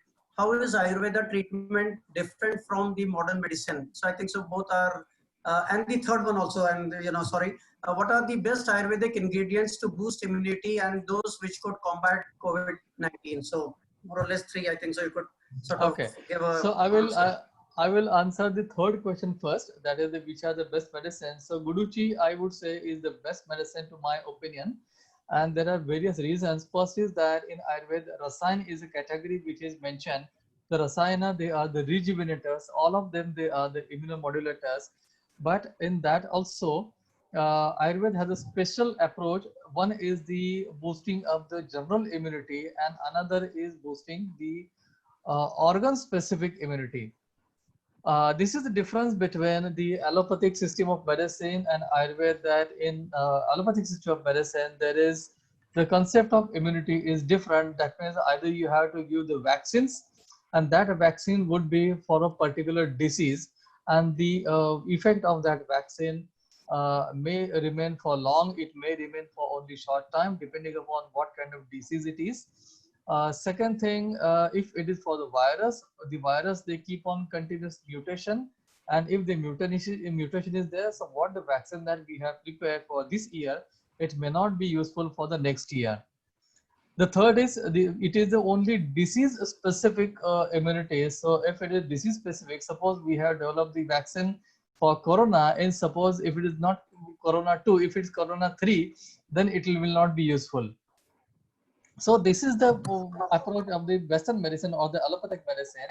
Whereas Ayurveda, we have two kind of immunity. One is the general immunity, and when we say the general immunity, it is not only against the infection, because the diseases, they are called by the intrinsic factor as well as the extrinsic factor.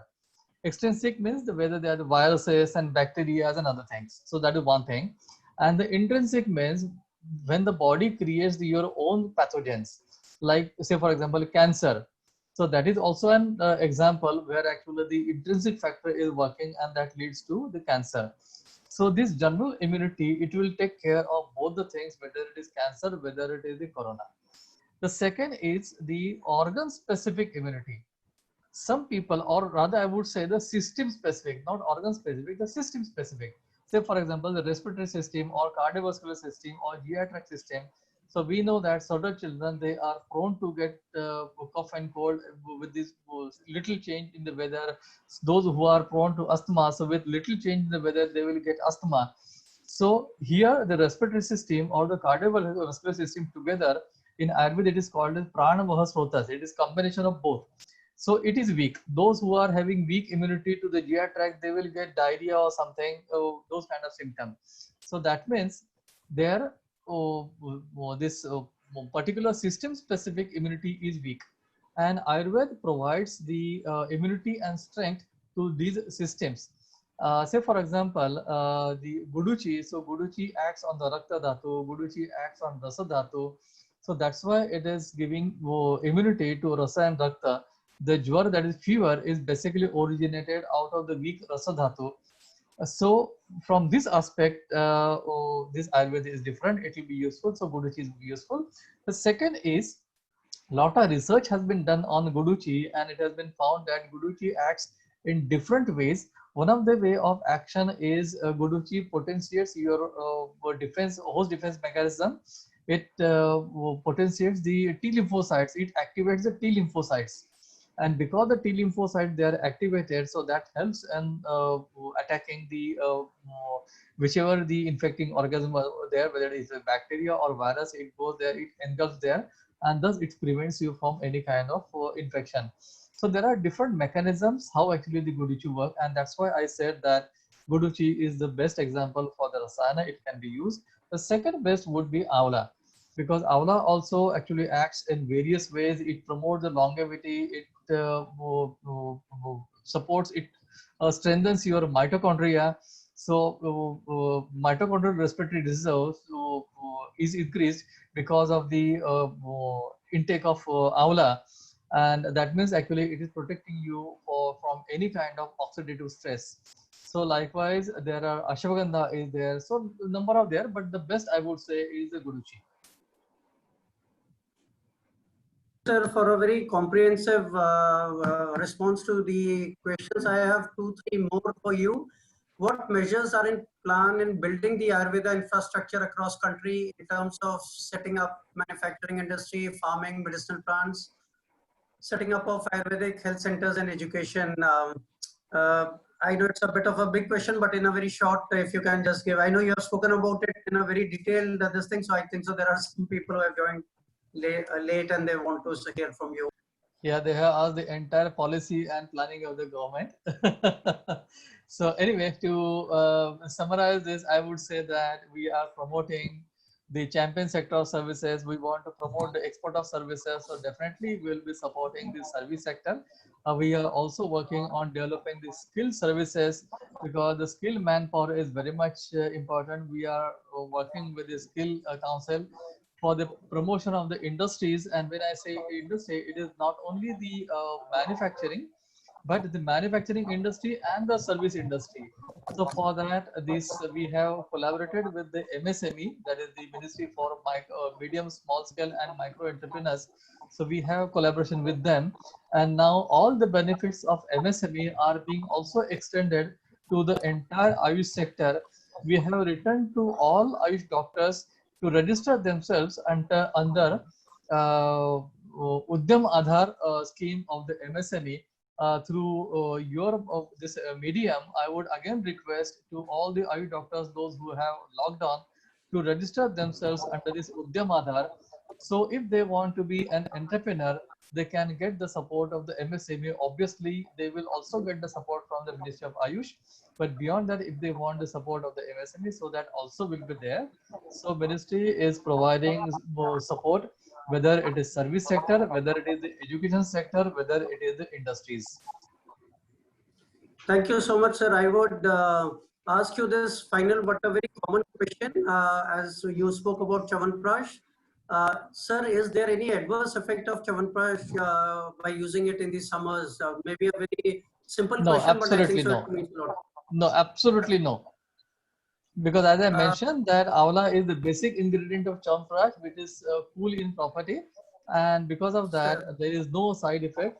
Rather, Chyawanprash is the best remedy to improve the immunity of respiratory system and the urinary tract. Right, sir. Thank you so Can much. Can I just add, Manish, to Dr. Yes, madam. Nesari's comment? While he said that Chyawanprash is no, but the point is that people, you know, they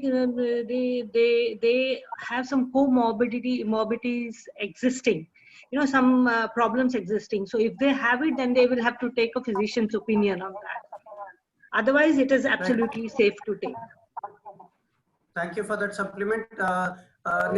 Nesri sir, thank you so much for the very comprehensive responses. I'm requesting the organizers, LBQP, to put the MSME scheme and you know, the opportunity of the you know, Ayush practitioners to register themselves in a tweet and in their you know, outward promotions, so that all are benefited.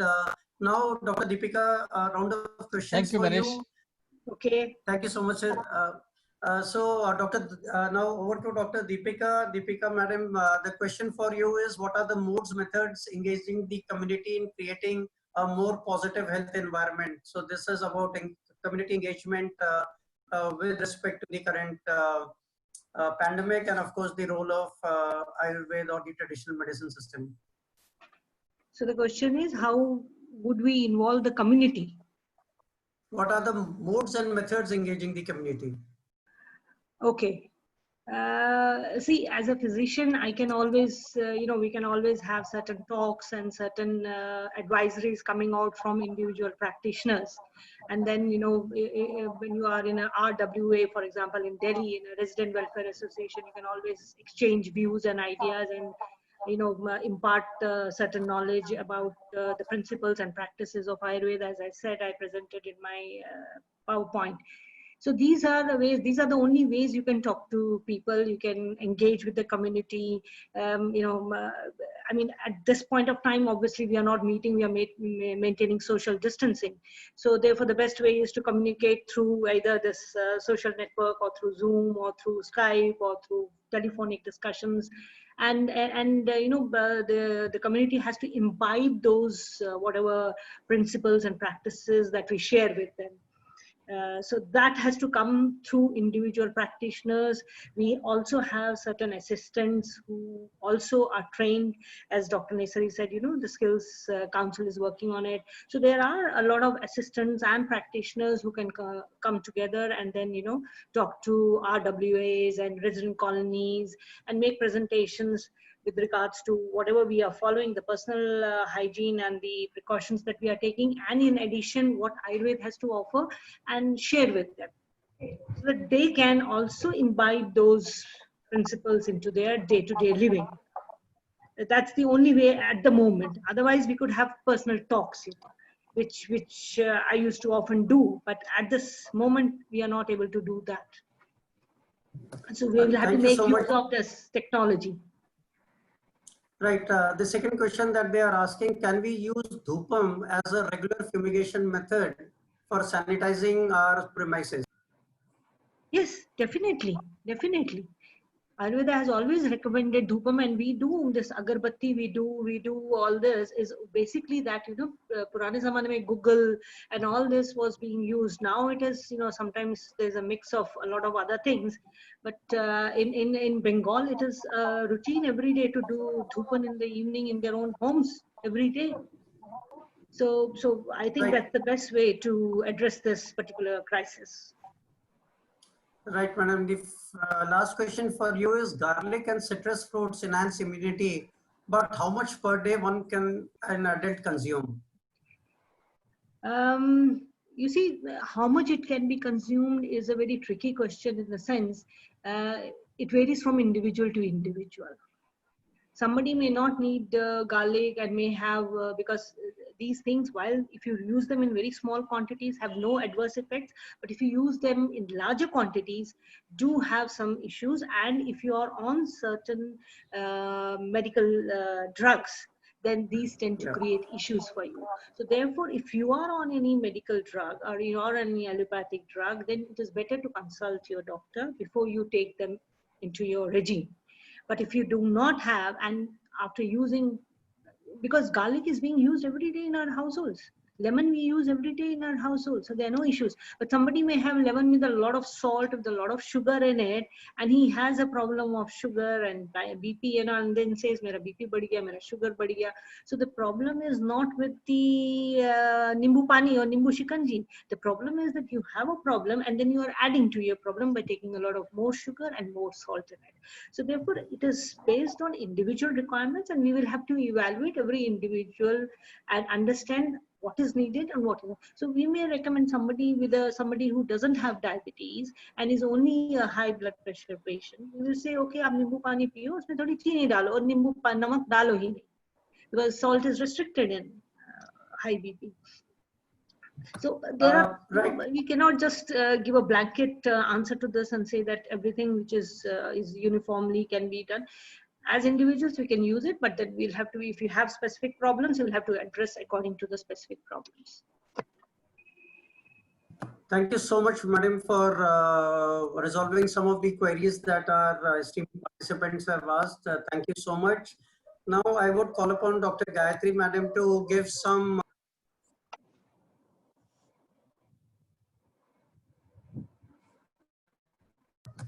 Dr. Gayatri, kindly, if she can help us with some of the queries that have come up.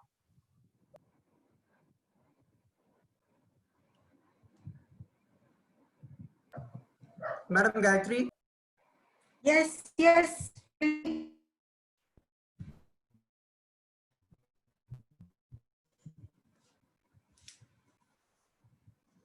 Sorry, ma'am. So the questions that have been asked is entry hospital standards and entry level Ayush standards. Could you throw some more light in the terms, the difference that they both have? So this is one question which you might clarify.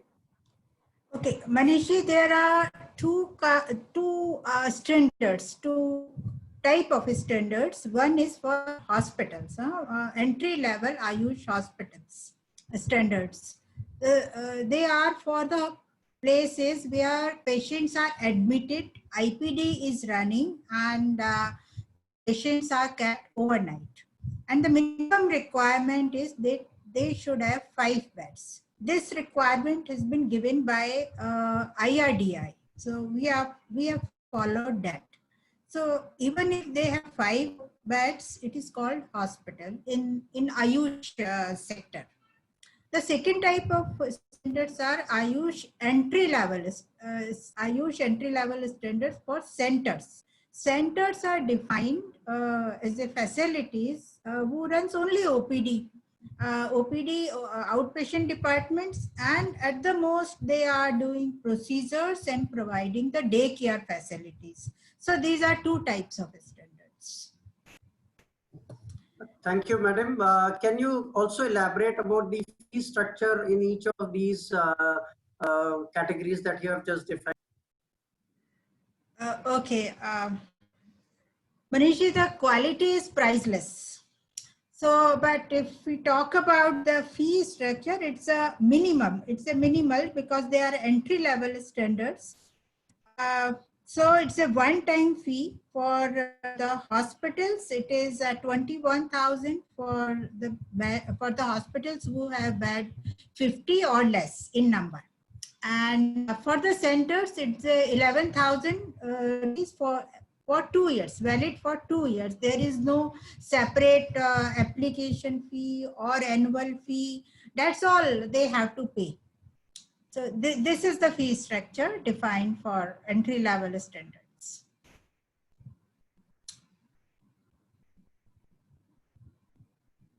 No, we can't hear you, Manishji. You have to. Yeah. Yes. Yes. Sorry. Yeah, I had to unmute it. So the last question which I wanted to ask you is that if a participant is an entry level entity and he wants to approach QCI or NABH, is there a contact email or any details that you could inform, or our colleagues from the organizers could type in into the text box or chat box, which will help them? Yeah. Manishi, NABH is very, very accessible to everyone, and we get lots of queries. In fact, for entry level standards, the call center also established in modern facility side because that program is running very well now. They can write their queries at nabh@nabh.co. All these mail IDs are at our website. They can find out from our website and they can write anytime, and we try to reply them within 24 hours. Thank you so much, madam. I think so it is time to conclude. I would have the honor and to request all of my esteemed panelists to kindly switch on their videos so that I can extend the vote of thanks to all my panelists. First of all, from QCI, we would like to express our profound gratitude to our distinguished speakers, Vaidya Devendra Trignaji, Dr. Manoj, Dr. Deepika Madam, and Dr. Gayatri for their presence in this webinar and sharing their interesting and thought-provoking address on how Ayurveda is blending with the modern times and professing about a lifestyle which is healthy, which has a lot of ancient wisdom, thereby promoting perfect health by creating a balance between body, mind, spirit, social well-being. I would like to thank CEO NABH for also lending his support and the the nomination of Dr. Gayatri to this particular panel, which gives us a detailed introduction of the Ayush entry-level standards that NABH has drafted in collaboration with the Ministry of Ayush, with the objective of helping in standardization and uniformity in the Ayush healthcare delivery and providing empanelment criteria for coverage under the health insurance. We are, as QCI, grateful to NBQP, the National Board for Quality Promotion team, for organizing this program and proactively identifying and designing this session with such eminent personalities, which was also the need of the hour. NBQP has been in the forefront of conducting webinars on wide range of topics on quality and trending technology topics across the sectors. We wish the team all the best for coming up with the more such interesting themes even in the coming future. Let me compliment the CEO NBQP, Mr. C.K. Biswas, his agile team comprising of Priyanka, Shruti and Ashutosh, whose untiring efforts has resulted in this very timely engagement. Also, last but not the least is the EQuest unit of the training and capacity building vertical, a newly created vertical within the QCI, who is giving all the background support, the technical support, and I'm sure they would be coming out with a short promotion of the proceedings of this, specifically Mr. Alok Jain, Mr. Ranvijay Bihari and his team. I think so Ashutosh is there, who has been untiringly helping us. Lastly, not to miss our audience who have taken out their time at this weekend to hear about what is happening in a very important subject topic, and I think so initiative of the government of India to hear about that the Ministry of Ayush is doing not only for the country but also for region and globally. So I thank them all. We hope it was a fruitful session to all of you. I would request you to kindly send in your suggestions, responses, and any queries that have left unaddressed, so that the organizers could reach out to the esteemed panelists seeking an answer or a view about that and reverting back with you. With this, I thank one and all, and of course NBQP for giving me this opportunity to interact with such esteemed panelists and of course handle this webinar. Thank you all. I wish you safety, health in these trying times. Good night. Thank you. Thank you, ma'am. Thank you. Thank you, sir.